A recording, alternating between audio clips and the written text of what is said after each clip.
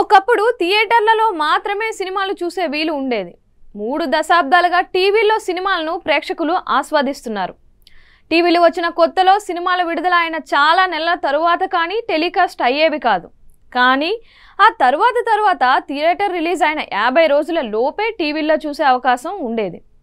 Theatre release తర్వాత 100 రోజులు పూర్తి అయితేనే టీవీ టెలికాస్ట్ చేయాలని కూడా కొందరు డిమాండ్ చేస్తూ ఉండేవారు. టీవీలో సినిమాలకు విపరీతమైన టీఆర్పీ రేటింగ్ వచ్చేది. అలా వైకుంఠపురంలో సినిమాకు 29.4 రేటింగ్ దక్కగా సరిలేరు నీకెవరు సినిమాకు 23.5 రేటింగ్ దక్కింది. అప్పట్లో స్టార్ హీరోల సినిమాలకు 10కి తగ్గకుండా రేటింగ్ వచ్చేది. ఎన్నిసార్లు టెలికాస్ట్ చేసినా కూడా మినిమం రేటింగ్ వస్తానే ఉండేది. కానీ ఇప్పుడు ఆ పరిస్థితి లేదు. ఎంతటి హిట్ మూవీ అయినా 10 రేటింగ్ దాటడం లేదు. అందుకు కారణం ఓటీటీ స్ట్రీమింగ్ అనే విషయం ప్రత్యేకంగా చెప్పాల్సిన అవసరం లేదు. గడిచిన 3-4 సంవత్సరాలుగా ఇండియాలో ఓటీటీ ప్రేక్షకుల సంఖ్య విపరీతంగా పెరిగింది. థియేటర్ రిలీజ్ అయిన 3-4 వారాల్లోనే ఓటీటీ స్ట్రీమింగ్ చేస్తున్నారు. దాంతో ప్రేక్షకులు దాదాపుగా ఓటీటీలో చూస్తున్నారు.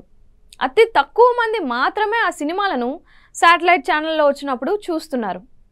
హిట్ టాక్ దక్కించుకున్న వాల్తేరు వీరయ్యకి 5.14 రేటింగ్ దక్కింది. ఇటీవల టెలికాస్ట్ అయిన గుంటూరు కారం సినిమాకు 9.23 టీఆర్పీ రేటింగ్ నమోదు అయింది.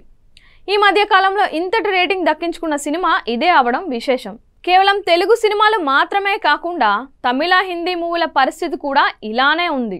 రాబోయే రోజుల్లో తెలుగు సినిమా శాటిలైట్లో టెలికాస్ట్ అయినప్పుడు 10 రేటింగ్ రావడం అనేది గగనంగా మారింది. భవిష్యత్తులో మరింతగా ఓటీటీకి ప్రేక్షకులు అతుక్కుపోతారు. కనుక ఎంతటి పెద్ద విజయం సాధించిన సినిమా కూడా 10 రేటింగ్ దాటడం దాదాపు అసాధ్యం అనేది విశ్లేషకుల మాట.